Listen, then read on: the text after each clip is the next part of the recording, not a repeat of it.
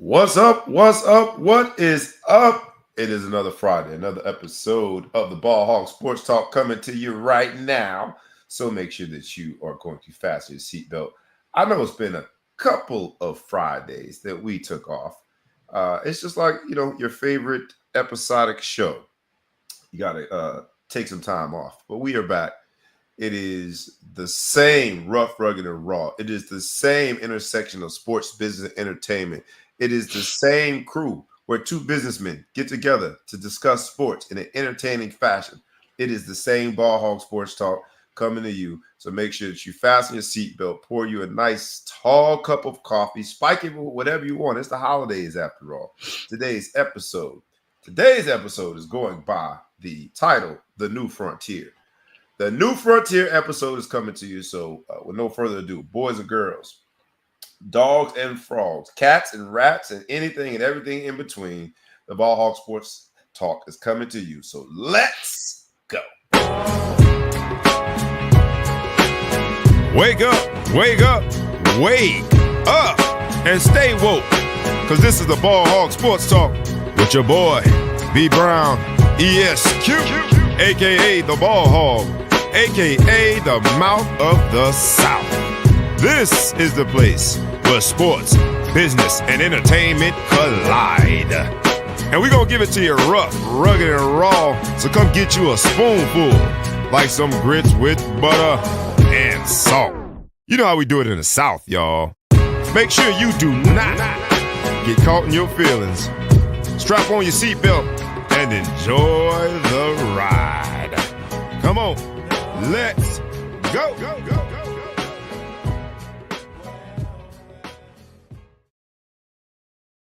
Once again, it's on, man. I have and you have the distinguished honor, after saying once again it's on, to be in front of this microphone and do what we do.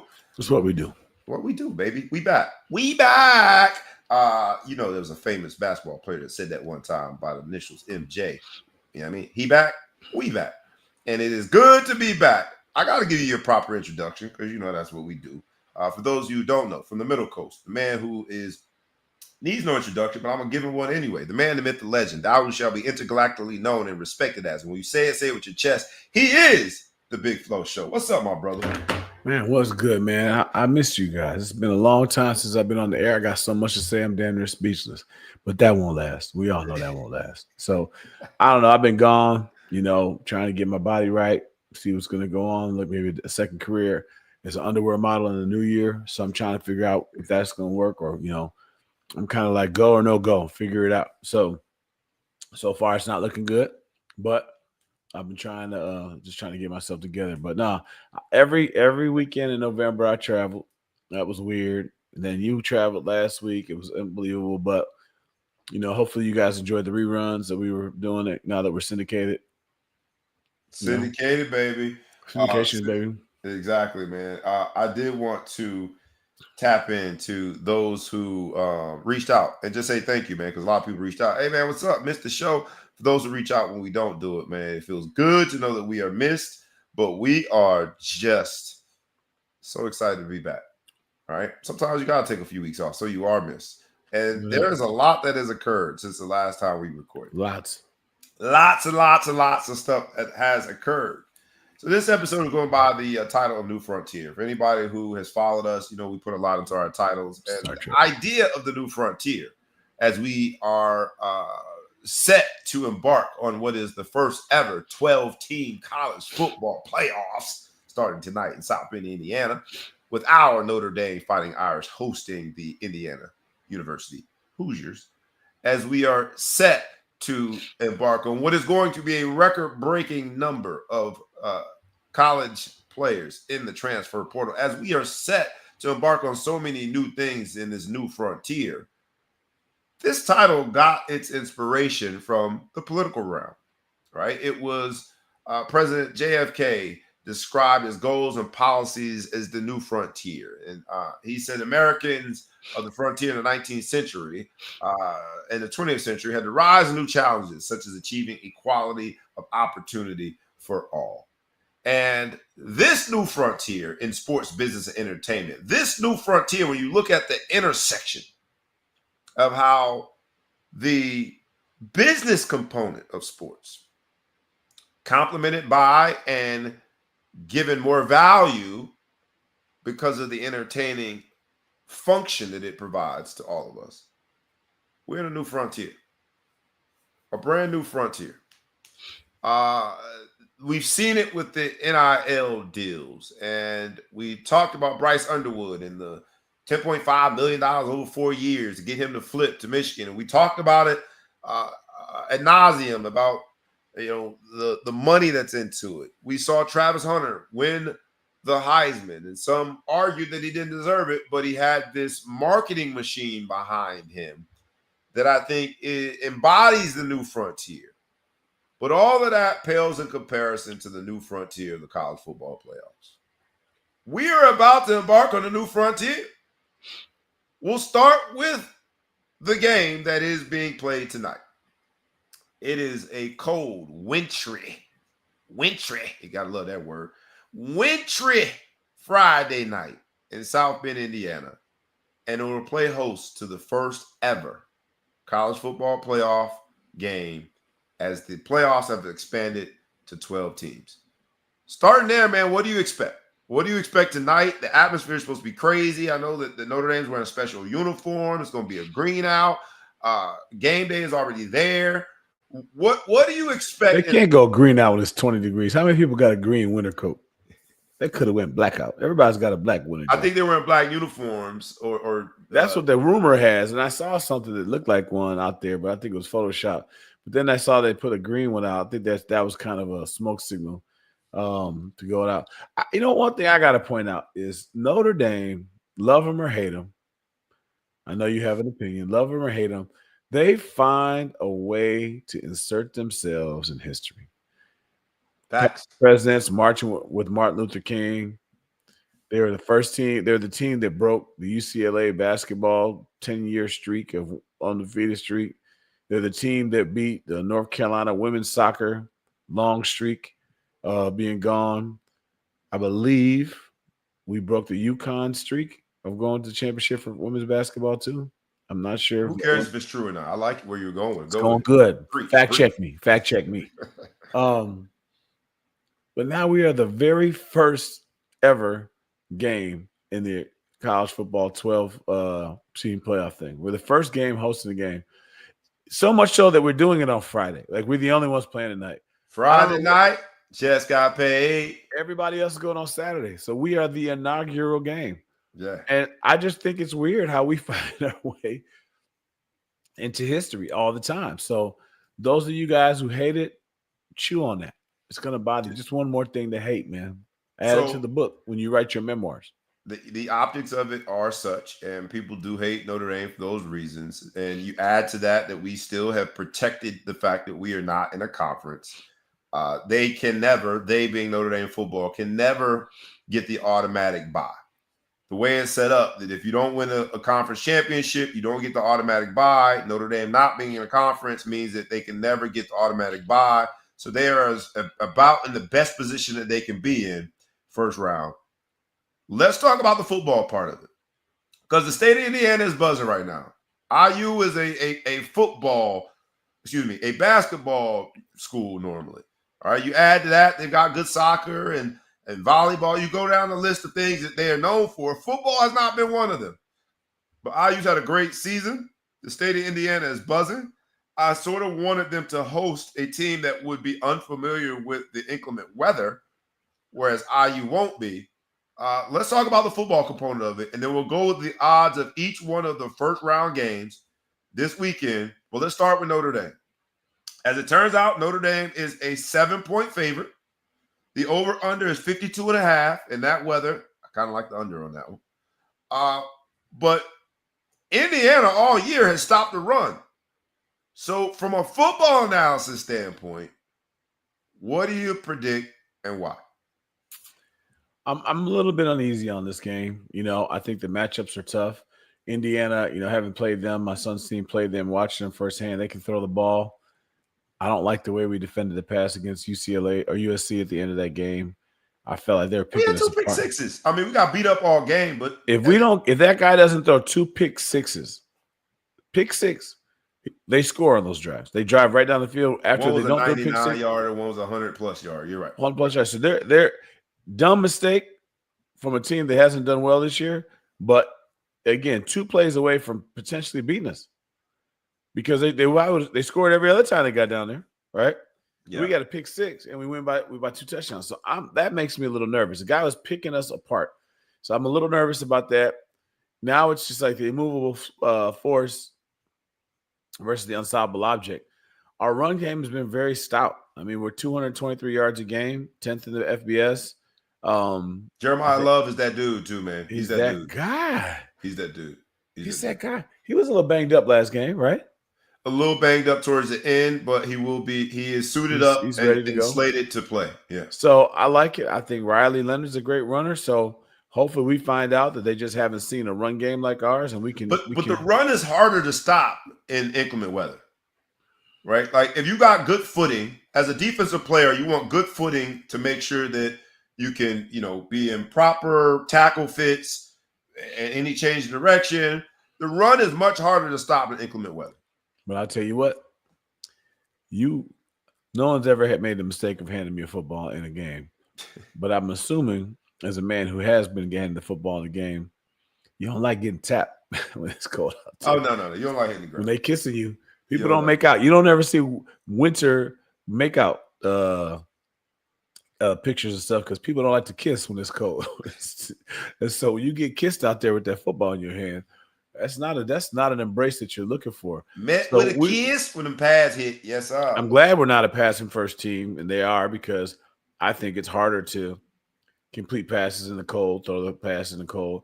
If we can get some pressure, we are hit or miss in pressure. Super biased, but Bryant Young's son, number 30, Bryce Young, always gets pressure when he's in the game. His presence is known. I hope they put him in for a couple more packages now that he's maturing and see what's going to go on. But he gets a lot of pressure. Xavier Watt, monster safety, just want to play a clean game. But I think this is a really good matchup. I've never been more excited about a playoff, not just because Notre Dame's in it, but the matchups and to sit back right now and say, who's going to win the national championship? I can't say it. Who's going to play for a national championship? I can't say it. I think they picked the right year, right? Because we talk about, this slogan or today's title, the new frontier, and it having a reference to the JFK campaign and meaning this whole idea of such as achieving equality of opportunity for all. They picked the right year. There's a lot of parity in college football.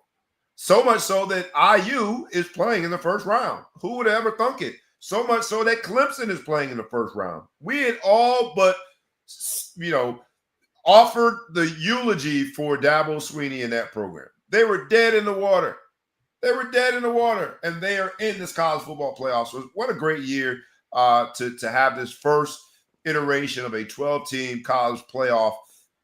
And what a great time to do it on a Friday night in South Bend, which, again, love it or hate it, does mean a lot when it comes to college football. Hello, Scott Bibb went to Notre Dame? Yeah, Scott Bibb. What's up, Scott Bibb? Yeah, I knew I liked you, Scott Bibb. I didn't know. I thought you were one of those Jersey boys that he knew. I didn't know that. I saw this hour. He was I thought, okay. Notre Dame ball guy. Let's go. I will do this though. Let's go through the other games. All right. So we got IU at Notre Dame. Notre Dame's a 7-point favorite, over under 52.5.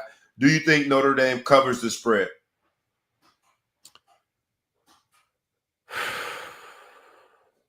I mean, it's a touchdown. So if not, you think it's going to be a less than touchdown difference? I can't call this game, man. I can't call this game at all. I can't. I have to see. Can I answer after the first quarter? Yeah, that ain't how this works, man. All right, yeah, is that how it works? I think it's going to be a close game. I think it's going to come down to a final possession, if I'm being honest. Right. But if that final possession is going to be a touchdown or a field goal, it's kind of I would say don't bet this game. Stand off. Standoff. All right, so let's go SMU at Penn State. Penn State's an 8.5-point favorite. What do you got there? I'm assuming it's going to be a whiteout, both from a weather standpoint and from a fan standpoint. Penn State hosting SMU. SMU's real first time in the big dance, man. They are, you know, I shouldn't say that. This version of SMU, not because your grandfather's SMU was good too, but this version of SMU That's is just because they were doing NIL back then. Yeah. They were the pioneers NIL of NIL. before NIL.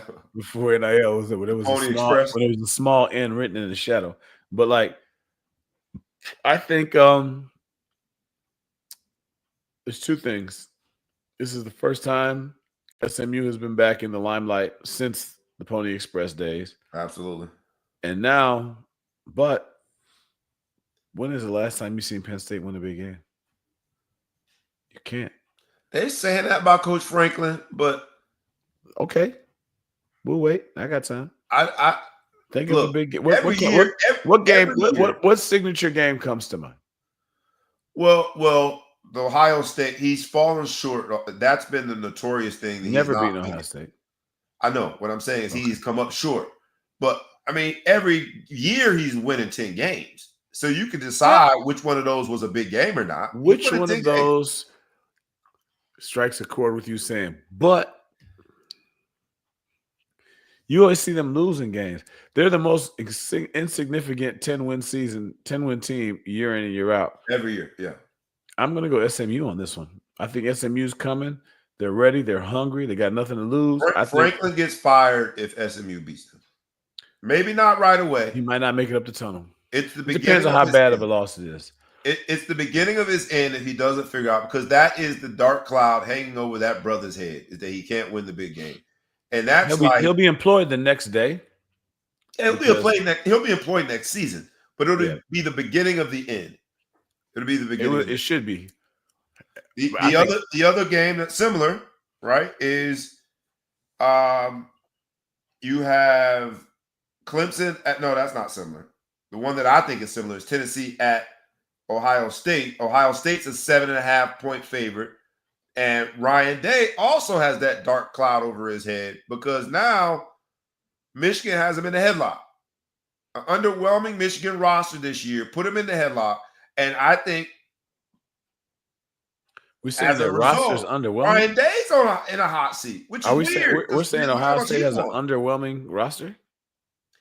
Michigan had an underwhelming roster this year. Yeah. No, Ohio State does not have an underwhelming roster. I'm about to say, we got some first rounders on the bench. No. I mean, Michigan's roster this year was a gap roster. It was the roster to get them to next year.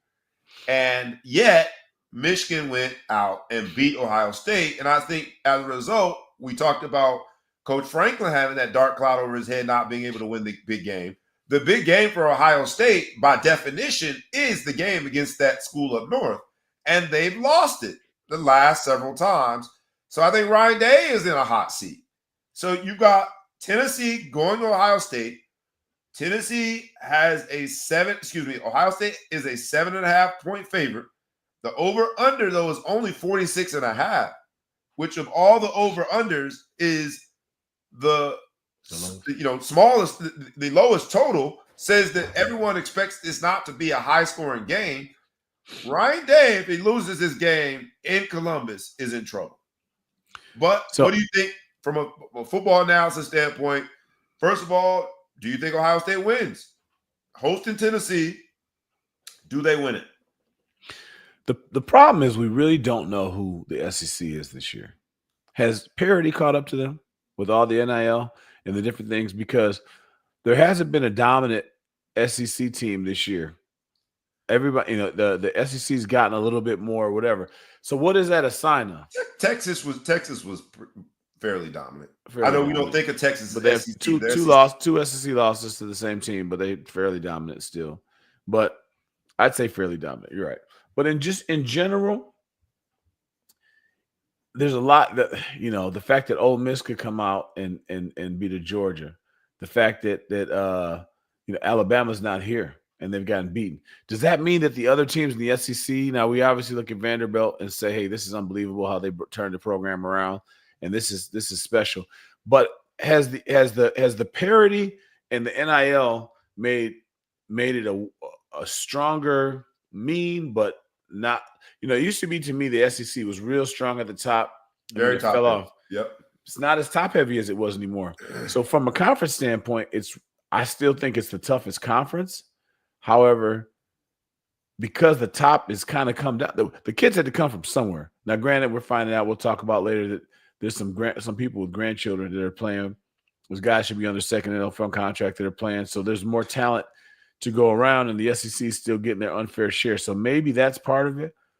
But I'm really curious to see if the SEC is watered down. I can't think off the top of my head, other than Alabama beating the hell out of Wisconsin, I can't think of many crossover games with like the Big Ten or the ACC. Can you, off the top of your head? That were dominated by the SEC?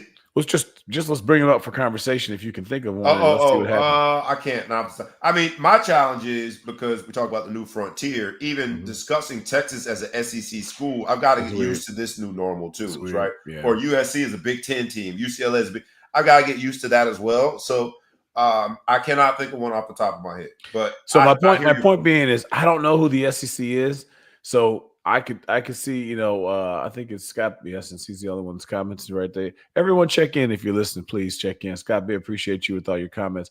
I do think that Ohio State has a potential to win. They've been there before. They've got a little more there. Ohio State is a front runner, though. If they come out, they'll come beat your face if they have a chance, and they'll beat you like they've never had a bad game. But they don't have the chin. They don't have the chin that the championship. And is that description from Ryan Day's standpoint is a death sentence for a coach? And people got upset when Lou Holtz mentioned that he felt that they were a little soft under Ryan Day, and he was comparing the team under Ryan Day versus the team under Urban Meyer. But took a lot of flack, especially from Ryan Day, when they beat Notre Dame, when Notre Dame sort of beat themselves at the end of that game, to be honest, with the call that whatever. But saying that about Ohio State, that they don't have the chin, in the same paragraph that we point out that they are now, Ryan Day's lost to Michigan 4 straight times, isn't that a target on Ryan Day's back? It is, only because it kind of reminds me of Coach, I believe it's Coach Cooper at Ohio State. They were dominant, constantly putting first rounders in the NFL, doing whatever. Couldn't beat Michigan, couldn't win the big game. And then you want to get rid of a guy to win one more game. And you start to look and say, are we really going to fire a guy? Ron Day's record is like 20. No, what is it? He dominated everybody else. He's only lost outside of Michigan. He's got five losses. In conference.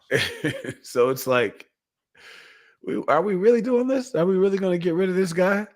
Or reposition the significance of that game. I don't think you can do both.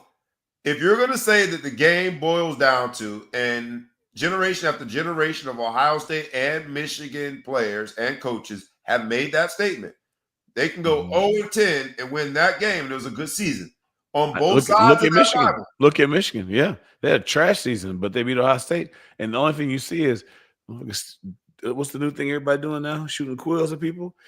All of a sudden, now they kick in and stuff like they had a good year. That's my point. So you either have to change the significance and importance of that game, or Ryan Day's in trouble. Yeah. So a must win. Can we call it a must win? I'm going to call it a must win. Must win. Tennessee at Ohio State. Ohio State 7.5-point favorite. Must win for Ryan Day to retain his job. I'm going to go must win for 100. That makes it an even more intriguing game. Then you've got, for the last matchup of the weekend, you got Clemson. Dabo Swinney is, when the old WWE, when you almost tapped out, Hulk Hogan in that third time. Dabo Swinney, when we were all ready to tap him out, We were ready to give them a 3 count. 1, 2. We were inches away from the canvas and the 3 count. And Dabo Swinney came back to life. Figured it out. Did he? Or did he sneak in there? Because if you think about it, he snuck in. He snuck in there with an unexpected championship game.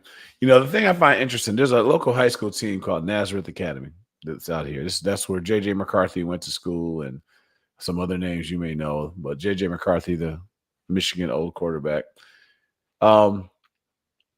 Last season, not this season, but last season, they were short of the playoffs. Whatever, he had 9 games, they were like 4-5 or something real bad like that, right? This is the high school. High school. Got it. And they're perennial power. They've won multiple state championships. They got in because of strength of schedule. Somehow they got in at 4-5, right? Makes the playoffs. All bets are off. We're here now. You can't get rid of us. One state. Win in one state, right? Yeah. My point is, you gotta eliminate these people who have been around and done this before, because this is such a new frontier to so many people who aren't used to being in the playoffs. Dabo's had about 2 or 3 years off, but besides that, he was in there all the time winning. So careful what you got there. If you think you have a cupcake, who's that first matchup? Who are you talking about? Dabo. Who's Dabo? Who did he draw? What's that first game? They got Texas. Texas, you have not been here before, son. This is new. You guys sucked 2 years ago. You sucked at football. Now you guys are here. You're brand new, Johnny come lately. You like Dabo's experience in big games. Fuck around and find out. That's all I'm saying. Fuck around and come there a little soft. Find out. Dabo been here before. He's got a plan for you. He's running plays. He knows how to run the week going into the playoff game. He knows when to rest the guys. He knows the intensity level. He knows whether they should be high or low. He knows what kind of music to play in the red. He's been here before. He knows what to do. I don't know if there's any guys left on the team that were here when they won a championship. Probably not, unless they're like fifth-year seniors. But you are in his domain now. Just like this Nazareth Academy is like, okay, I might be 4-5. I fucked up, but you guys messed around and let me get into playoffs. I think you're talking about the old Dabo, though, man. Dabo's been a little lackluster. You're right. He is more experienced. You can go down the list of he knows quarterbacks what time to go to bed during the week. He knows the pregame meal. He's been there before, baby. That's the thing. Playoff sports is different than regular season sports. Ask anybody who's been to them. It's totally different. Fair. So if I'm Texas, I'm nervous. You got a 51.5, 51.5 over under. Mm-hmm. It is the widest margin, with Texas having a 12.5, favored by 12.5. And you going with Dabo? Can you have a trap playoff game? Is that a thing? Yeah, that's basically what we're saying with IU and Notre Dame. But I think that this one might be more of a trap playoff game. I'll give you that. I think it's a trap game, but I'm gonna go ahead. I'm gonna go ahead with Dabo, man. I'm gonna go with him. I have a funny feeling about it, and I'm not even a Clemson fan or nothing, but I just feel like Texas hasn't really had to. They've never been here before. All that money, they're all driving Lambos. They're doing too well. What you call's got over 4 Tauruses over there at Clemson. I was going to tell everybody about your amazing gun, but they got to pay for that spot before we say their name. I'm sorry, my chewing's getting on your nerves. I'm kind of no, it ain't getting on my nerves at all. I was going to say the name of it because they made a great product, but they got to pay for that spot. I'm going Notre Dame over IU. You think if I show the box that we can send them a bill, an invoice? No, we can't send them a bill. Ain't how this work. I'm going Notre Dame over IU and covering. I got Penn State beating SMU and covering, and Franklin's going to keep his job. I got Texas over Clemson and covering, and then I got Tennessee beating Ohio State, and we see the end of Ryan Day. The only underdog to win, in my humble opinion, is Tennessee. I think they're going to travel well, they're going to play well, and Ohio State is still reeling from the last time out. Their last time out was, in a significant all eyes on us game, was that big noon game where they dropped a dud against Michigan. And I don't know if they really have recovered from that yet. So that's what I'm going with. I'm going to go Notre Dame, Clemson, Ohio State, and Penn State's going to choke. You going SMU to beat Penn State? Yeah. Huh? So we shall see. For those of you who are out there like us, are just so excited about the first ever 12-team college football playoff. Let us know who you have winning this weekend. There's some teams that are in wait because they have the bye. But, oh, man, this new frontier college football is amazing. And if you're going to the Notre Dame game like I am, man, bring me an extra pair of gloves or something. I like that. Put something in your bag. Right there. That was a big Put flex. something in your bag for me. The extra pair of gloves. Uh-huh. The hot chocolate. If you have a hot chocolate that may or may not have some stuff in it, save me a sip. You know what I'm talking about? If you see Big Flo show in the stadium, make sure you show him love. Just walk up to him and say, Ball Hawk Sports Talk, you the guy from Ball Hawk Sports Talk. He does do autographs, but he will charge you. If it's real cold, don't touch me though. I'll get a little irritable. Don't touch me. Just give me the head. Just give me the head now, right there. The head now. Yeah. The new JUCO rule. New rule says that JUCO does not count against your eligibility. There was a player that took it to the courts in this litigious America that we have and won. And by doing so, this new rule set precedent. There's now precedent. There's law that says that the JUCO years do not count against your 4-year eligibility. Do you think that's a good thing or a bad thing for college football? I think there's a downward pressure on high school players because of things like this. But maybe it's a good thing because you have a more polished product meaning more polished players to fill the seats of these programs, right? We're 12 teams now. And you've got a more polished player out there filling those seats. So is it a good thing or a bad thing? For those of you who are listening, please chime in on this. JUCO eligibility, JUCO experience does not count against your eligibility. All my life, I've listened to politicians and different people say, careful what you wish for. This is going to open the door for this. This is going to open the If this isn't the biggest microcosm to show you that there's gateway drugs, that there's careful what you wish for, the slippery slopes, everything in college football right now is going to be it's going to be so obvious that people are not going to they're going to run out of all the other fuck ups in the world. You're off the hook. Right. You know what I mean? You're the new crying face emojis that Michael Jordan doesn't have to see his anymore. When I say this thing, my son's been in school he's played 3 seasons. Football, when he started to now, there's almost no similarities except for the fact that it's still 11 versus 11. But that could change. So my point is, I hate it. I think we've gone so far away. If you hate it, that makes you a hater. That's what the young folks say. You're a hater. Are you hating on these people being able to get more years? Where's my hater hat? Here's the thing. Take away the money, right? What did you gain from football, right? I'm going to answer the question, so I'll make you go through. You got an education, all right? You grew into a man, right? Part of those 2 things takes what? Time and continuity, right? There was very few people that transferred when we were in school. Now, I don't mind the transfer portal rules so much. I really liked it when it was. I think your nephew was one of the first people to ever take advantage of the grad transfer rule. If it wasn't the first year in existence, it was the second year when he did it. And I thought it was the coolest thing ever.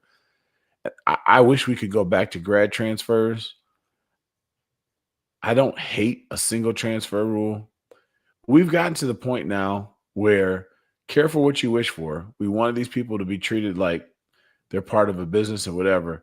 And the ugliness and the disregard for the portion of football that I think makes it the greatest sport on earth, the greatest activity that somebody could be signed up for on earth, where it teaches you life lessons to grow as a man. I went through 4 years in Notre Dame. They were not the most illustrious years, so don't start Googling me for stats. But I learned so much. I find myself quoting different things now. I find myself having friends like yourself that I never played with, but we know we went through the same thing. I kinship to people in the military saying, "Oh, I see you're a Marine, I'm a Marine, and I don't want to disrespect their I don't want to recreate whatever they say to each other because I don't know if that's disrespectful since I wasn't in the military. But there's that kinship that goes there. The bonds are breaking so much now that now you're creating a system where coming out of high school, you got to reclass. So if your kid is 5 years old and you think he's going to go to kindergarten next year and you have any idea, any dreams of that person in sports and you don't reclass them, I will go so far as to say you don't love them. That's to me, that's like letting your kids drink and drive at 16. That's how bad of a decision it is if you don't love your kids. You don't love the kid. You don't love the kid. Is that what it's become? Like think about it now. Everything is so bad for the individual or the masses, you know. And again, I feel somewhat hypocritical because I get mad in high school about how the high school state of Illinois, they do so much for the masses and they alienate the individuals that are going to go off to college because all the rules are so against them to make sure things don't do well because they don't care about that kid. They care about the kid that's not going anywhere.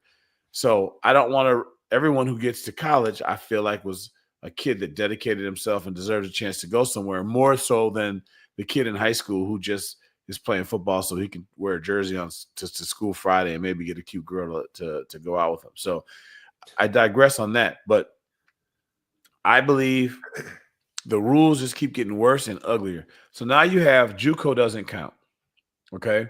So overnight you have – I've got some friends right now whose kids are waiting for phone calls that are in high school. They had great senior years. They did everything right.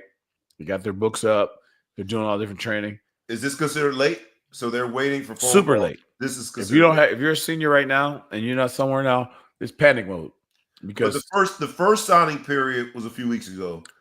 The normal signing period that dinosaur. I would say the first signing period is now the normal signing period. They call it early signing. I'm calling February 6th late signing. Because the only people that don't sign, local high school kid here, he got lucky. He had a great senior year, all state, everything here, throw 8 touchdown games, doing real. Shout out to Jacob Bell. If you're listening, I hear my daughter. He had a game where he threw 8 touchdowns? Mm-hmm. Killing, right? Jeez. Killing. Last year, I thought he was a pretty good quarterback. Now he's a damn good quarterback, right? And I'm critical. I'm watching the games, looking at his play and hear what he's about. He went from pretty good quarterback, in my opinion, to damn good quarterback. Now, what's his name? Jacob Bell. Jacob Bell from what school? Naperville North High School. Naperville North. That's what supposedly my daughter's friends listen to the show. So again, shout out Jacob Bell. Proud of this kid though, right? He got really lucky. He was supposed to go to Ball State. Ball State fired their coach, so now he's not signing. But had Ball State not fired their coach, you had to have some stones not to sign early signing period because that's a sign of lack of commitment. So they may move on from you. They might pull scholarship. They're not going to do that when they don't have a coach. While him waiting, now some of these other schools didn't get the people they were trying to get. So now Power 5 schools, I believe, and I don't want to put misinformation, but I believe Wake Forest and Indiana have now come along and have offered this kid, and now he's going to end up in a much better place because he got lucky that his coach quit and he didn't get pressured into signing and doing some different things there. But my point is that's the regular signing period. If you don't want to sign till later, you better have 5 stars after your name, right? You some of those guys. But my point is, since most of the guys who you're competing with, if you're right now an unsigned guy without an offer. So this is a high school kid, high school player, didn't sign early, what you're calling now the didn't normal sign, signing period. Earlier, what I call the normal signing period. You didn't sign the normal signing period. Now you're waiting to see where the 5-star and high 4 stars land. If those guys, if the school, your potential future landing spot doesn't get the 5-star he was going for, then they're going to come back to you who doesn't have an offer today, right? So now you're really in a tough spot because these are mostly 3 stars. The 3 stars these are mostly 3 stars and 2-star guys or people who just had a great senior year and they're not really ranked. You're waiting to do it. Well, the day of the project is almost gone because now I can go get a JUCO guy that has 4. You're competing with a guy that's been in a JUCO system that's played other college players that have seen him for 2 years and they've proven they can be away from home. They've proven that they're not a bust. They're not, you know what I'm saying? They've been through some of the things. And that guy can give me the same thing and everything, red shirt, all that. So you really took that high school kid and said, kill yourself, right? You're like, I don't take suicide lightly. That's just a figure of speech. Kill yourself in terms of what you envisioned, your dreams and all your aspirations. So again, sorry, I don't mean to make kill your dreams. I got you. Kill your dreams, whatever. I'm gonna go get this JUCO guy because at the end of the day, it's about winning. They're trying to go get it. So you have guys who've reclassified. You can still go to prep school for a year, the gap year. Then you can go to a JUCO, and now you're going to come out. That is going to become the norm because why the hell, why would you bring a kid in that might be 17 years old into college when you can bring a 22-year-old kid as a freshman? You don't care how late he is. You don't care that he can't have sex with anybody on campus because he's too old now to make his ass a fucking pedophile. You don't care about all those type of things. You don't care that he's going to be drinking as a freshman. You don't care about none of that. He might be married. He may have had a child. I mean, he's going to have, financial security, pension. He probably already working towards a pension when he gets there. But all that is irrelevant. This all doesn't make sense. I just think this is it's getting so gross. So to my point, what I said to you about you becoming a man and all the different things that you've grown, these kids are going to go to a JUCO, spend a year or two there, make some quick friendships. But we all know the structure and the money. The JUCOs are not really going to be there for a lot of these kids. A lot of these kids are going to get chewed up in the JUCO thing because they don't have, they just want to get you in and out 2 years. Oh yeah, it's a transient business. And then you're going to go to a school. Maybe you leave JUCO and you go to Group of 5 or you go to FCS because you're still getting your weight up.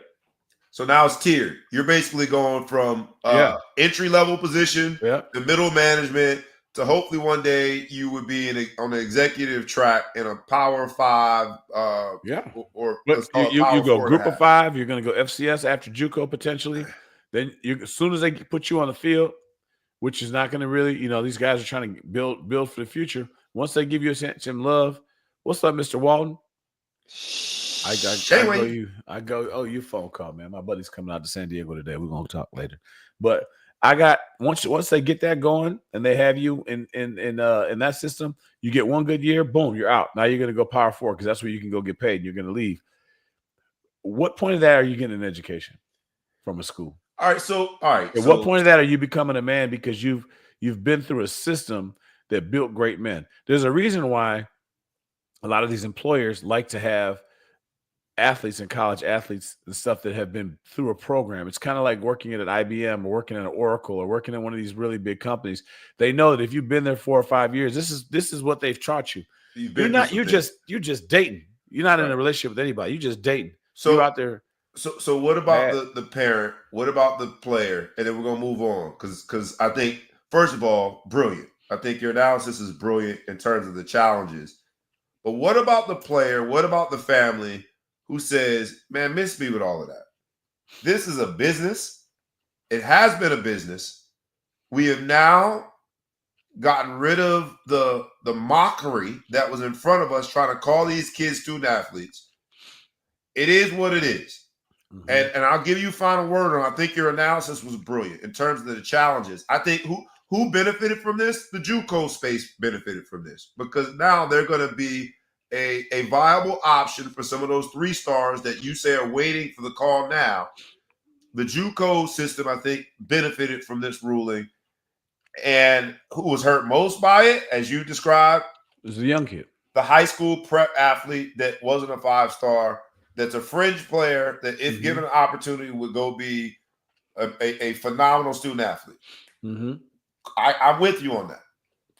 How do you respond to the family, to the player who says, yeah, but don't none of that matter to me? This is a business. I'm just trying to make sure I take advantage of the capitalism that has been and continues to be college football. Your response to that? I would say right now the football product that we have on the field is the best in my lifetime by 1,000. I mean, look at these playoffs. The fact that we're sitting here and we just don't know, well, for sure Oregon's going to win. They're the number 1 team. And the fact that we're sitting here thinking this game, that game, we have games to look. Even the Final Four playoffs, it pretty much didn't. I mean, Michigan upset. We didn't know Michigan was going to win the championship. But besides that, you pretty much knew who's going to win. Maybe 2 or 3 of the games are hard to guess. Now football's gotten better. Now it's funny that you should mention capitalism and the fans, whatever. The fans are getting a better product, and they're paying for it. And we didn't discuss this prior to the show.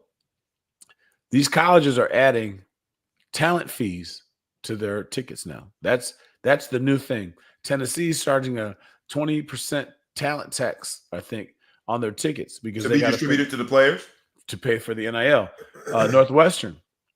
Northwestern's not accustomed to paying people. They had a private ticket license of $100 a ticket last year. Now it's $700 a ticket, right? To be able to buy the tickets, and then you had to buy, pay for stuff. Everyone's saying we're going to pass all this new money. We're passing it on to the consumer. If you want to be part of this, you want to watch the games, you're going to have to pay the extra money to do it. You're going to have to pay these fees off because we still have bills to pay. And if you want to have a great quarterback, there's help us pay for him. I saw a commercial the other day, which I thought was kind of slick.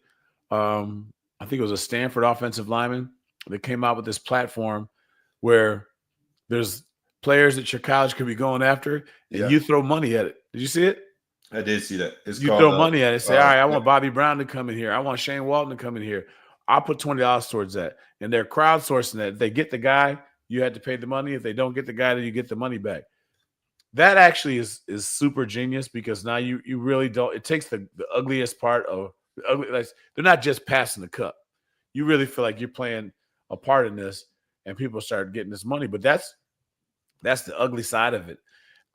I don't love it. I love the fact they're getting money. I love the kids aren't trapped. I'm going to be like a politician. I'm going to make a complaint without a solution. I heard Rick Neuheisel say the other day, which would make sense. This is kind of with the whole transfer portal thing. There's the early window from November, I think 8th or 9th to the 28th. And then there's the transfer portal. We get into it December 9th. Yep, we're going to talk about it. Yeah, do we table the winter window? Yep. You want me to table it? No, you go. Okay. Okay, so there's the winter window, and then there's the spring window, and there's all these opt-outs, and people aren't playing this, and these people are mad, and everyone's frustrated. And Rick Neuheisel said on his talk show, which if you haven't heard it, he put some really good gems out there. He said, let's get rid of the winter window. Let's just do the spring window.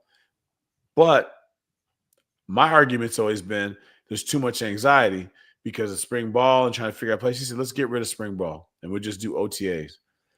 NFL doesn't do spring ball. So let's just do OTAs. Let's get rid of spring ball. We'll just do the fall. Now, where that creates – go ahead. Sorry. Where that creates a problem is you're leaving way too much to chance because there's not a lot of development in the fall. So the fall, they're trying to win games. So if you're a receiver and you're trying to come up or you're a defensive lineman, you're trying to see if you can come up, the coaches don't really have a chance to give you a chance, right? They don't really have a chance because you're on scout team. If you can't help us win now, you're on scout team. There is no development going on during the season from that standpoint, or there's very little development. The development comes along in the spring. So that's the hard part. But what they're saying is let these kids go a whole school year before they transfer. I think that's where Rick Neuheisel, sorry to interject, but I'm going to interject because it just makes sense. He might be on to something. The development component of it, if you're allowing JUCO not to count against eligibility, the development component of it, if you're allowing players to transfer a limitless number of times, the development component of it is going by the wayside. And to your point, you said if you were at Bain or you were in the military or you went through some systemic process, Notre Dame, how employers, you're validated. You've been stamped because you've gone through that. I don't think that that's the case anymore. And so I think the OTA solution is more realistic with a system that does not count JUCO years experience against your eligibility, that allows you to transfer a limitless number of times. Because what we're doing is we're encouraging people to have more eligibility for longer amounts of time, so you're more seasoned and poised to contribute right away, which means the younger players aren't getting the development. That's not what programs are sourcing their future on anymore. They're not hanging their hat on that anymore. So Rick Neuheisel might be onto something. But yeah, sorry. Then you look at Drinkowitz, the coach at Missouri. He said we have to look at this differently. And I thought this is a real mature way to just deal with it because he wasn't bitching and moaning like a lot of these coaches are crying foul. He said, look, we have a 6-month free agency period in college football. So you have a team for 6 months. You hit a free agency period. You try to get a new team. You see what you have been after the spring. As soon as the spring practice is over, you start a new free agency period and so on and so forth. He's like, the days of going 4 deep at each position and trying to develop a guy or whatever, he's like, those are over. They're gone. You got to get the hired gun. And that's where I think we're going to suffer as a part of the sports community. And then what we really love is there's no time to develop. You got to be here now. You know, when I was at Notre Dame, we had so many monsters that were there. Really didn't develop a lot of people unless Coach Host saw something in you, like you were a tight end and he wanted to make you a lineman, or something like you were, a running back and he wanted to make you a DB. Other than that, there wasn't time to develop because we always had somebody who could do it.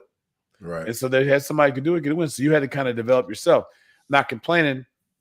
It's just what the reality is. I mean, you're going to focus on what you can do. That you'd rather focus on scheme than technique if you could as a coach. You'd rather have to take the time on scheming somebody than having to sit there and teach a guy how to tackle, teach a guy how to do this, teach a guy how to do that. I'd rather get guys that can know how to do that already, and I can work on scheme. So it's no mystery why the guys with the most talent, teams with the most talent, win the most games because their coaches can just worry about, I can make Shane Walton cover 2 guys at one time because he's got that type of talent. Right. I can make him break off of this and cover both sides of the field. So anyway, at the end of the day, I don't like this thing with the JUCO thing. I'm a little biased, obviously, having a son that's never really had a chance to be on the right side of any of these damn decisions. But I think that it's just too much. We're encouraging people to be 30-year-old college football players when they said before the reason why you can't come out of college after 1 year to play in the NFL is because your body's not mature to play it with 30-year-old guys. But now we're letting 30-year-old guys play with the same kids that we said that weren't ready to go play with 30-year-old guys, and I don't like that. I think that you, from a standpoint of capturing it, did a phenomenal job. While people might disagree, I think that was a thorough analysis. And you're not like I think you're not a very smart human being, but somehow you captured. Thank you. I had to balance it. I can't give you too much credit. No, fam. No, thank you. No, thank you. You could have said so much worse. Thank you. Well described. You call me a dumb fuck, so I can, and that was available to you. I appreciate that. I think well articulated, and I think that's the challenge. We'll see the domino effect that this new JUCO rule has on college football and the recruiting process that used to be a thing. I'll say this and we'll move on. Is high school recruiting just not going to be a thing anymore? In some regards, it has been. Like, you're getting people with 5 and 6 people in a class. The thing about it is the lightning speed in which these things happen. We are in the middle of a recruiting cycle. Signing day is coming February 6th. You've got the portal window that's about to close, whatever. And there's a kid that I'm watching.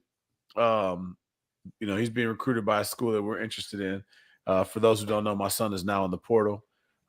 Grad transfer, because in our house we value education, and you have to be the last one to value education. So he will grad transfer in March, but he's in the portal actively seeking opportunities right now. So if you know somebody who needs a receiver that got good top end speed, catch the ball, we'll talk later.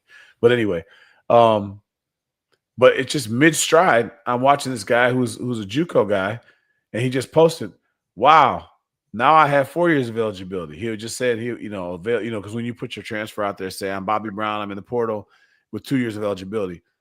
I'm watching this kid. I'm following this. Is that what it's become now? Almost like you publicly put it out there that I'm transferring. I've got this number of years of eligibility. It's like a resume. There's 1,800 people in the transfer portal. There was like 280 receivers in the transfer portal. You don't want to make someone have to do any extra work. So you better have your highlight tape up there, your stats, whatever pertinent information, because it's kind of like, I've never done this, but the dating apps where they're swiping speed dating, like you're swiping through and looking, okay, she looks good. Does she like to hike? Does she like sports? Is she a Christian? Boom. Nope. Okay. Next. I don't like how you got defensive before I even asked you and said I've never done it, but it's cool. Yeah, because I'm guessing if I'm wrong, don't beat me up, but I've been married 22 years. As your counselor, I think we should stop here. We stop here. Okay. And but at the end of the day, like, you don't want them to be guessing. So you put down height, weight, 40, whatever you put pertinent, so they can say. They don't want to be like, well, how tall is this guy? You don't want to have all that because they may go to somebody else. So long story short, I looked the other day and he had a post and it was like, I've got 4 years now. I'm like, this shit happened in a day. Right. My son's competing with this kid technically to find a spot. Right. He went from, they went from having the same amount of years. Now this kid's 2 years older than my son and the guy's got 2 more years. And I'm like, well, shit. That's the thing about it is that and this is by a judge. This isn't even by the NCAA. The NCAA is fighting this. This is a judge. But now that they've been looking at these guys as professionals, all of a sudden there's all these lawsuits and it all comes out. So shame on you, Vanderbilt quarterback, whatever your name is. I think that you opened the door for the transfer portal conversation. And you talked about 1,800 kids being in the transfer portal. You talked about the number of receivers.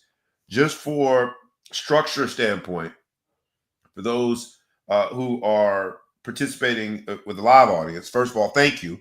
And might as well ask you now. Like we ask you every week, humbly, please like, please comment, please share, please tag a friend, tag a foe, tag anyone that you know. Please subscribe to the YouTube channel and to the podcast. Thank you for the live audience. Shameless plug. But for those people who are listening, I think it's good to create the structure. The winter transfer portal window opened on Monday, December 9th. In the first week, 1,500 players were in that transfer portal winter window. The winter window closes on Saturday, December 28th. So we've got a week from tomorrow, it closes. That's the first window where you can voluntarily put yourself in there. And I'm sure there's a lot of people that have involuntarily put their name in there that got a slight nudge from the school. Then there's a separate spring window, as you alluded to, that opens on April 16th and closes on April 25th. So there's another 9 days. You would assume that that's because now you've had spring football, you know where you stand, and maybe it's time to find another home. You talked about your son being in there. Just high level. Do we think the transfer portal has done what it was intended to do? Are we going in the right direction? So I'm going to say yes and no. Nothing, very few things in this world are all the way good or all the way bad. The problem is, just like everything else, the intention was to give the student athlete freedom, but you got a lot of smart people. You got a lot of people with a lot of big budget, make a lot of money that have more history with this than the player. In actuality, there's a lot more people being pushed out than there are people just leaving. This year, it's a not explicitly though. Not explicitly. So we say pushed out. That's like, what does that look like? That's I go into the receiver meeting and the receiver coach tells me you should put your name in the portal explicitly. No, some schools that you're cut.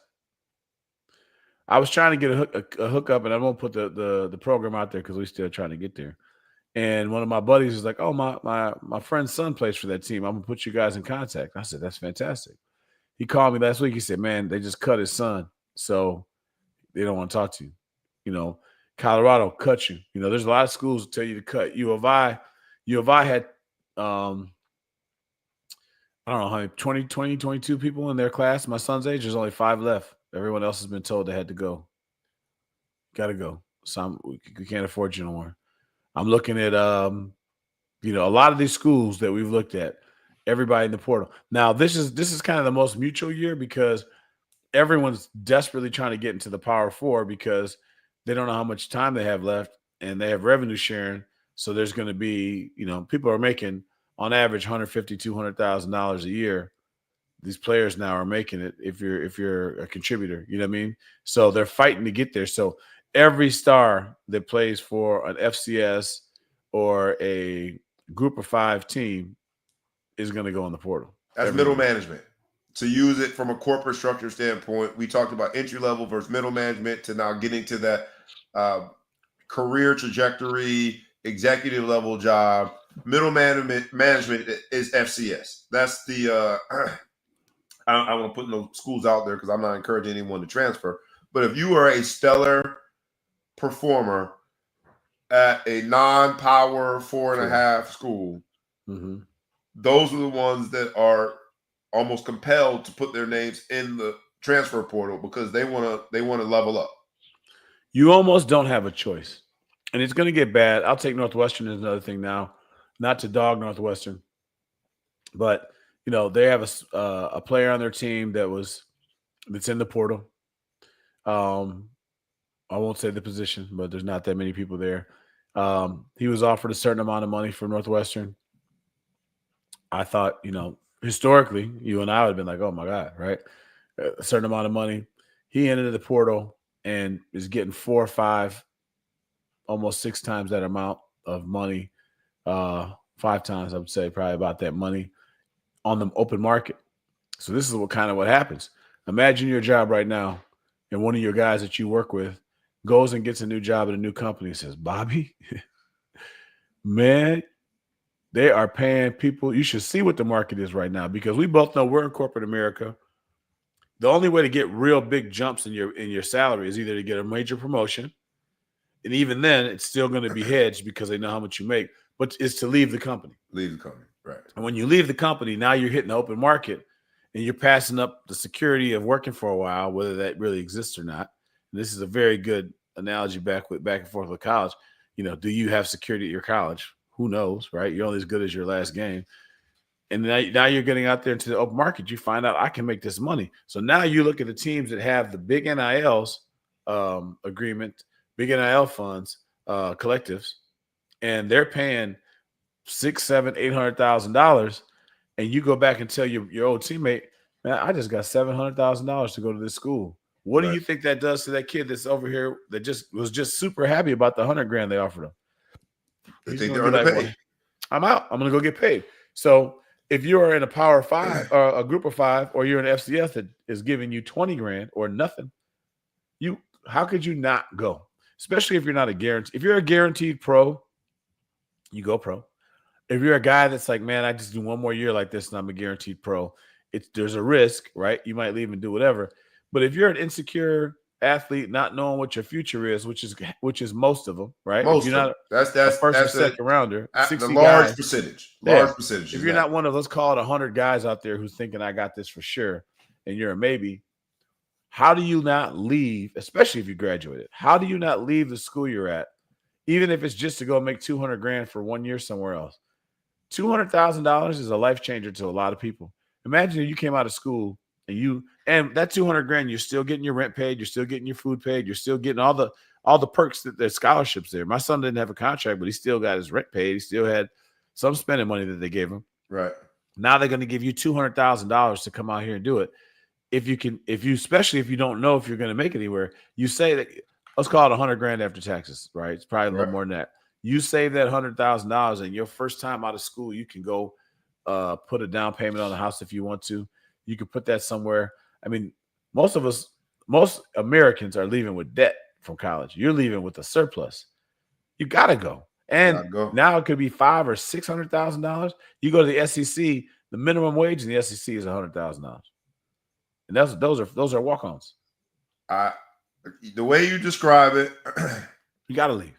And the analogy that you make, corporate America, is, I think, very on point. But I think it means that the high schools and even the youth programs have to really start teaching kids how to be business people earlier, right? Because to go into that corporate structure as you describe it, with the information that I had, lack of information that I had at 18 years old, the experience, or more aptly described as lack of corporate experience that I had at 18-year-old, seems almost like malpractice. My infrastructure should have taught me a little better how to be prepared for that. And I think that if that's what we're doing, then that's what we're doing.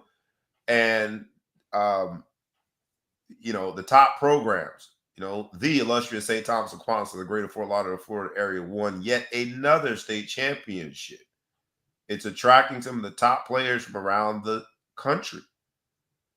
a school like that is almost forced to teach their players how to be businessmen versus just college students, right? And to not do it is to put a kid in harm's way and to have them ill prepared for what is the inevitable corporate maneuvering that seems to be taking place. And as a dad, I'm hearing it and I'm thinking, you talked about the independent decisions of whether or not you have to reclass or not. You went as far as to say if you don't do it, you don't love your kid. You don't love your kid. But you might as well drive without no seatbelt. You might as well just let them just get in the car and no seatbelt. But even as a dad of a sports kid or two sports kids, athletes, I'm hearing it like, oh shoot, we ain't just gotta worry about making sure our workouts are good and teaching them how to eat properly and the nutrition and the rest and the lifting of the weights and understanding how to introduce weights to them. What I'm hearing is I damn near got to create a corporate educational class to teach my son how to navigate this corporate space. My sons, plural, how to navigate this corporate space. And that's where it's a little unnerving.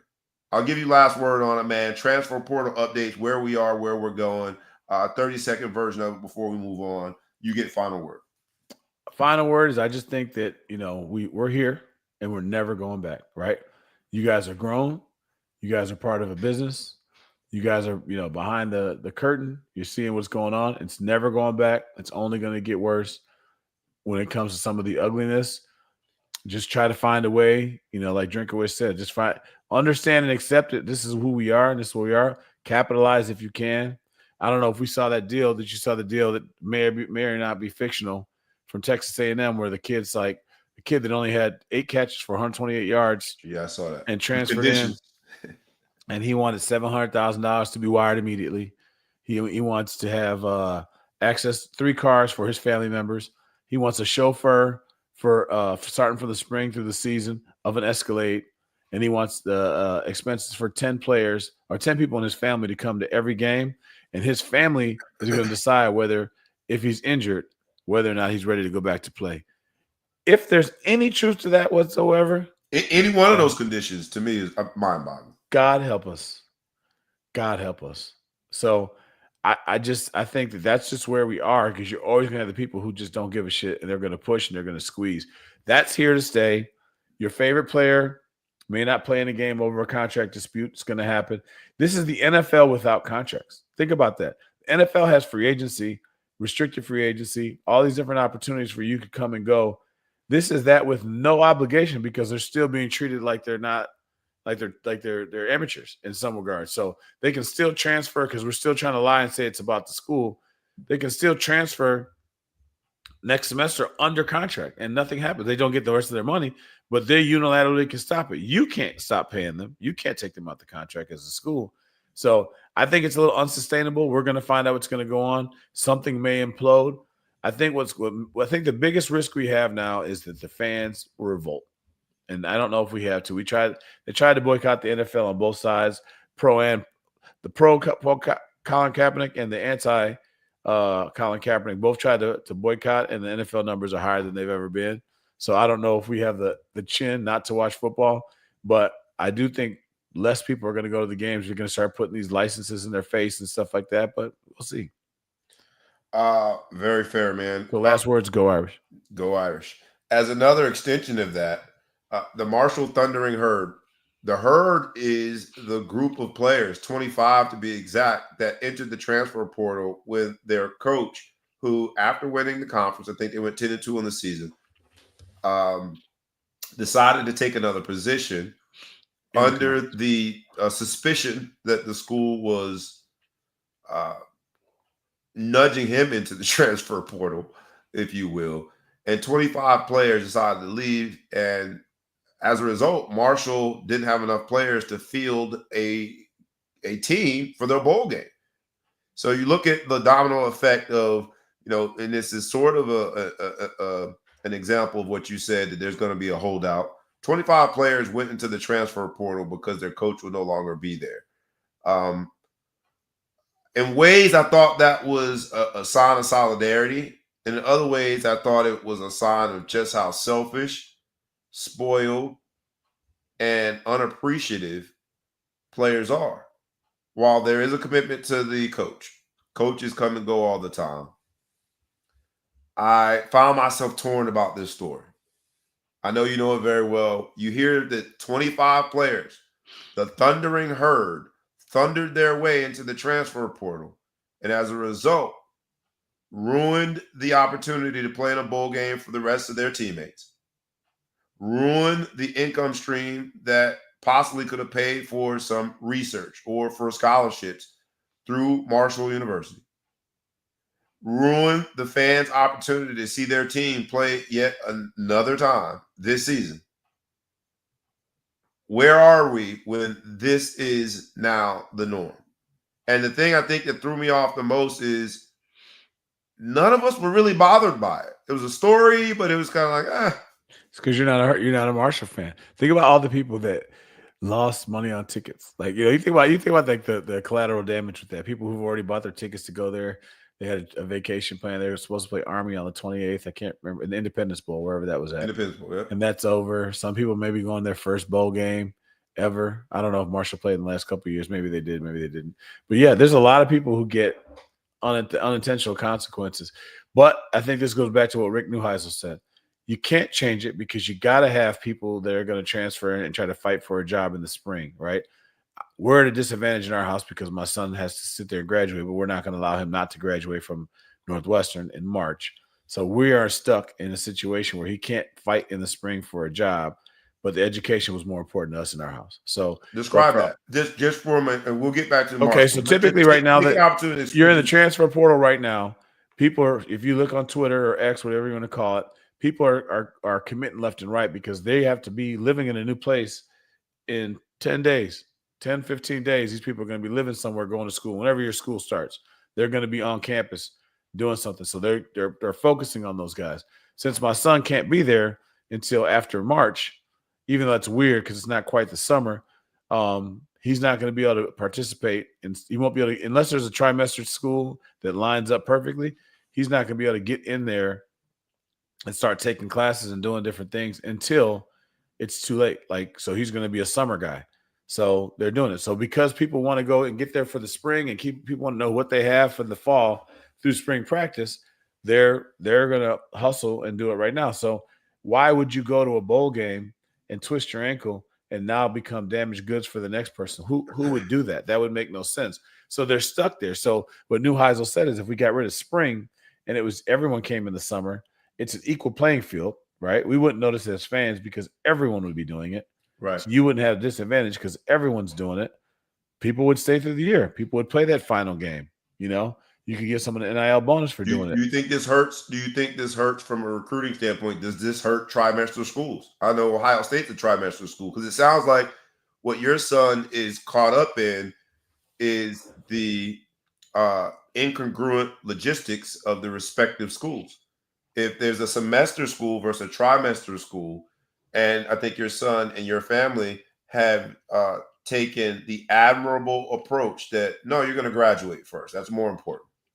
Yeah. Salute to you. And I hope more parents listen to this show, listen to that approach, because we are old enough to understand just how much more valuable that is than any statistic that we put up in football. We're old enough to appreciate it, right? But then now, does this hurt the trimester schools? Because if there's an incongruency there, it tells me at a minimum, I want to go to, if most schools are on semesters, let's say 90% of the schools, I just threw the number out there, are on semesters. And the transfer portal and transferring is just par for the course. I never want to put myself in a position where if I'm at a trimester school, I'm stuck in limbo because of the incongruent logistics of the respective universities. Make sense? It does. So the trimester versus semester is not as much the issue as private schools versus public schools and the way that they address majors and classes. So we know someone who's transferring from University of Michigan, and only has a few classes left to graduate, and that young man whose name I'll keep out of my mouth is not, or is being allowed by Michigan to go to the new school, take the classes and transfer them back and get a degree from Michigan. When we tried to do that, Northwestern was like, you can't do that. We need you to take these classes here. So that's probably what's making it worse, because on one hand, my son's got 3 classes left to go, right?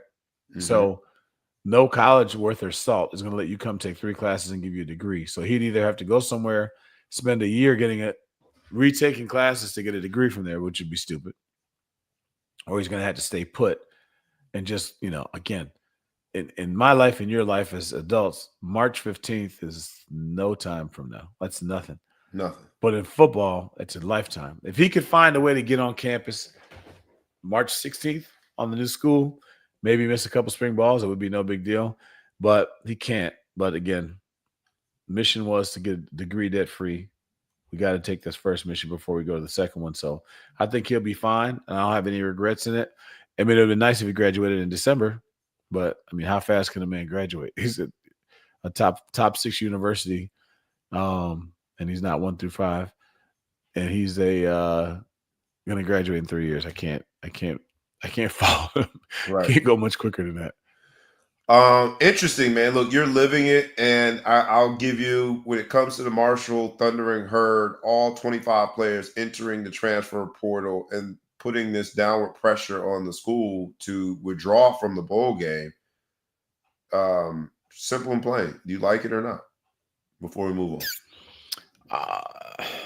Do you blame you got to blame Marshall. They couldn't secure the coach long enough, make him stay. So he left. You got to blame the system. It's college football's fault. This is the first time we've seen it happen.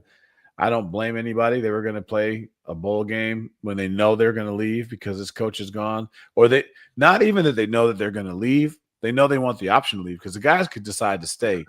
But you would be a fool not to at least put your name in the portal to give yourself that flexibility. So they're almost forced to.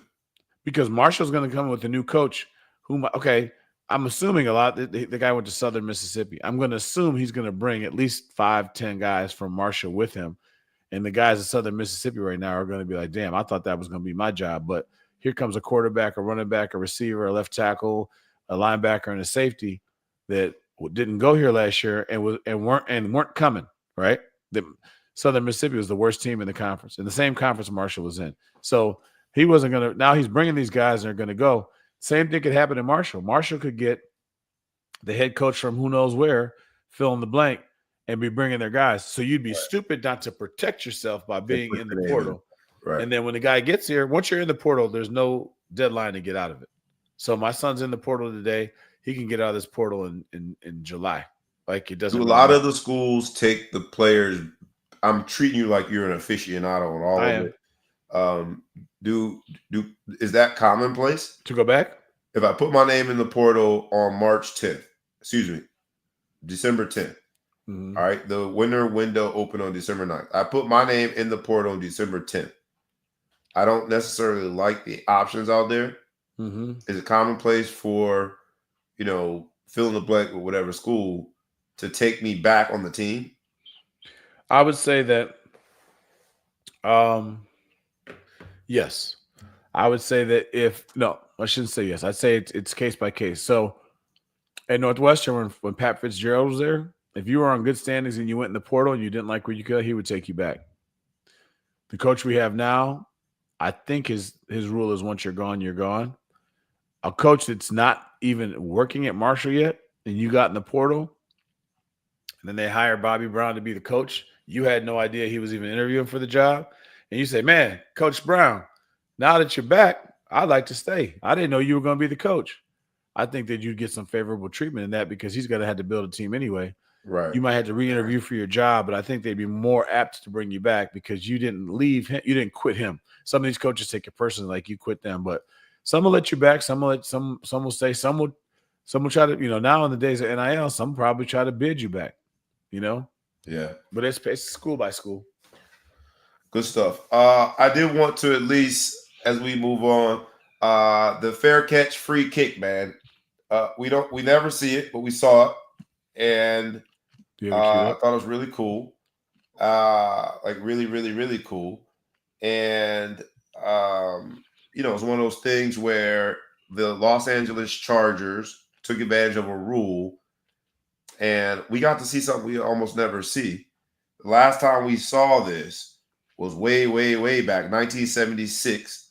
Ironically, it was the San Diego Chargers the last time we saw this. But Cameron Dicker, the kicker, took advantage of that, and I thought it was real cool, man. Leave it to the hardballs to take advantage of a rule. Yeah, it is awesome. Awesome stuff. I did also want to at least point out, because they lost by 51 points in this episode of The New Frontier. Draymond Green had 0 points. Steph Curry was 0 for everything. 2-point field goal attempts and 3-point field goal attempts. He had 2 points, so made 2 free throws. They lost by 51 points, 144 to 93. And look, Memphis is playing great. Is this an anomaly or is this a new frontier? The Warriors are just going to be terrible. It's too early in the season. I don't think anyone cares. You got to at least get to the All-Star game before people care. You just got to have enough wins that mathematically you're still involved after the All-Star game, and you can start playing.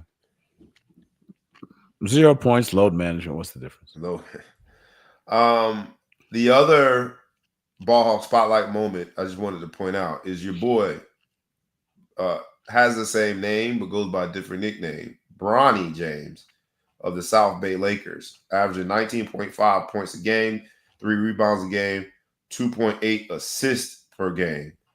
I've been playing well, man. Yeah. Good for him. Been playing well. So shout out to him, man. New frontier, baby. I didn't know that. Man, go ahead, Bronny. Everybody hating on you. Yeah.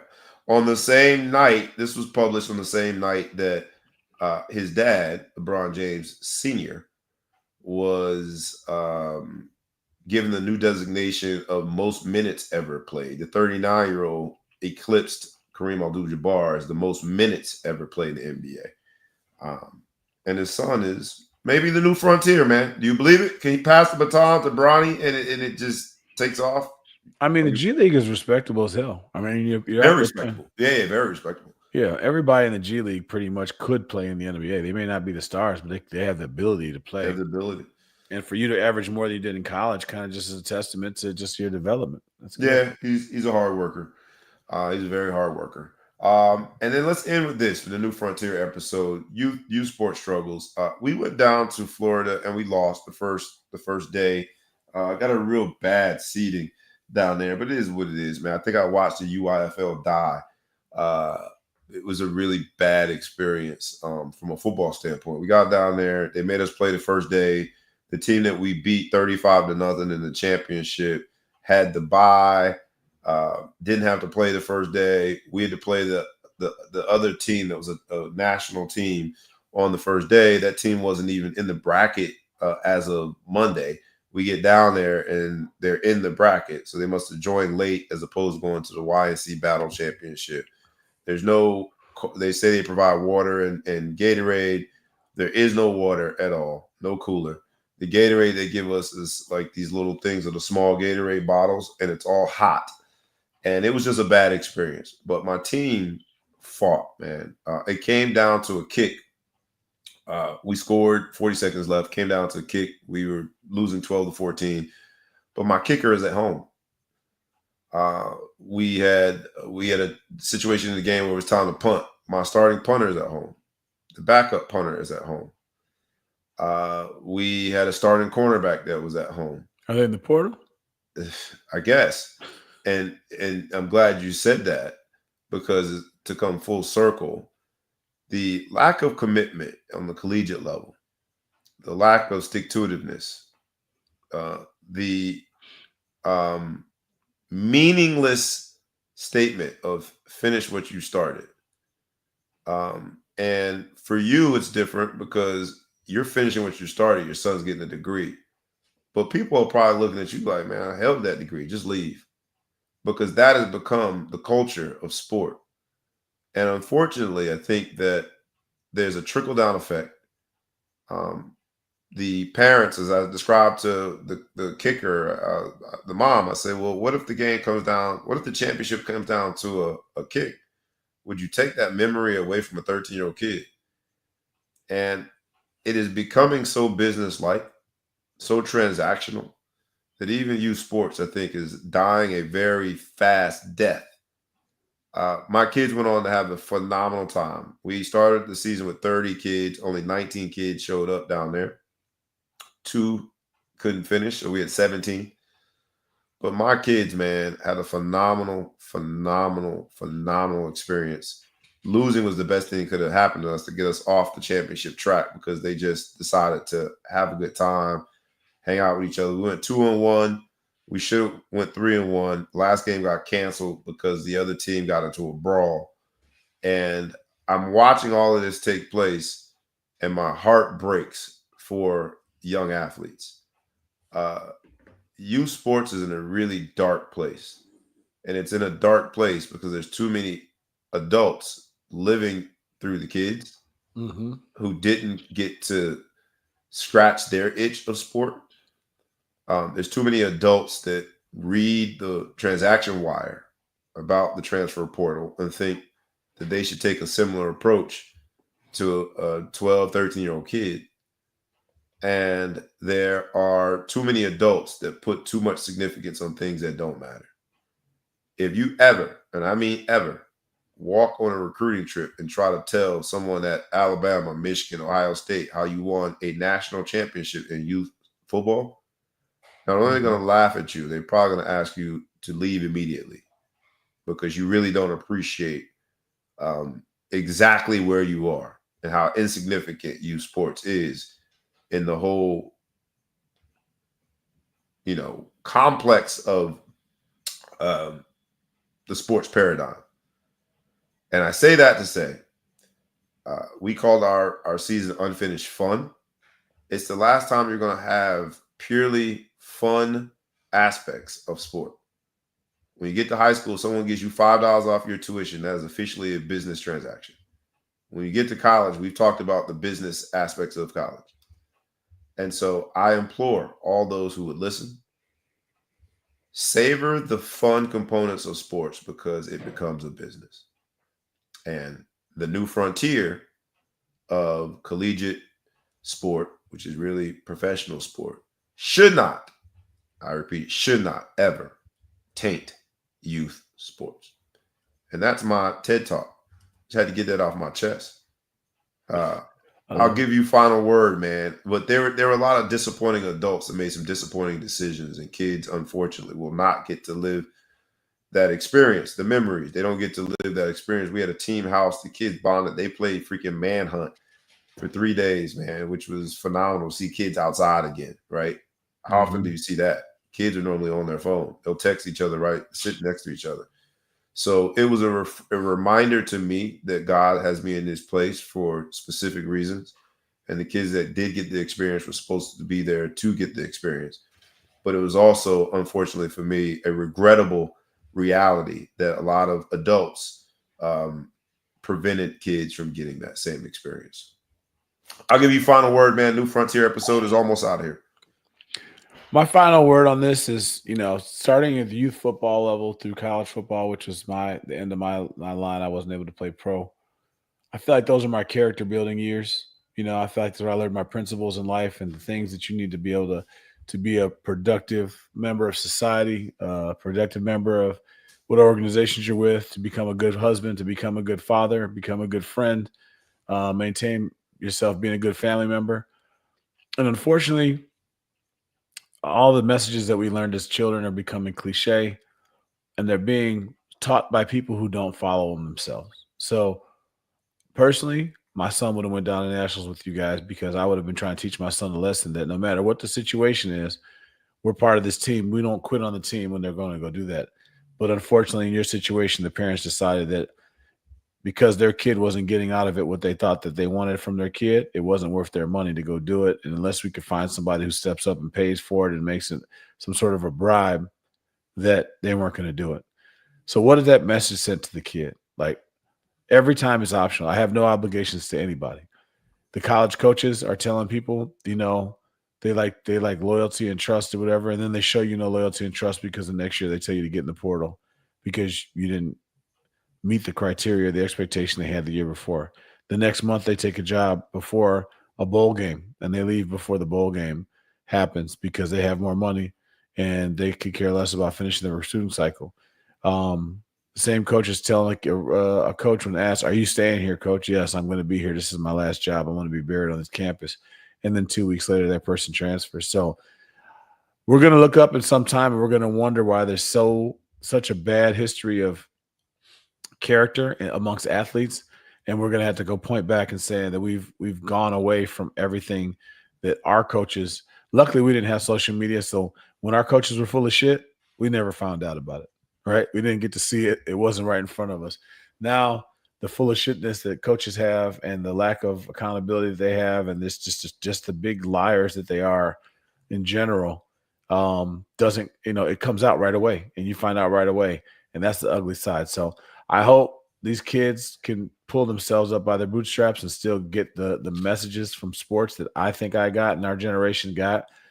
Because if not, it's going to be a crying shame that some of these people who played sports are going to be the crappiest members of society instead of the best. Touche. The same kid that you taught it is okay to walk away and leave the rest of your teammates stranded and abandoned is going to be the same father while you are a grandmother or grandfather dropping their kids off to you. You end up raising their kids because they haven't been just taught. Walking away on their wife. Walking away from a job, walking away from any commitment. So well stated. But with that, man, it's been a phenomenal show. I am looking forward to tonight. It'll be in South Bend, Indiana. The wintry elements are going to take hold. It'll be freezing. In the whole state of Indiana. Yeah, you're going to be there, man. You're going to be there in that cold. If you're watching the TV and you see the Big Flow show and you're sitting there drinking your whiskey, shoot them some deuces and wish them well.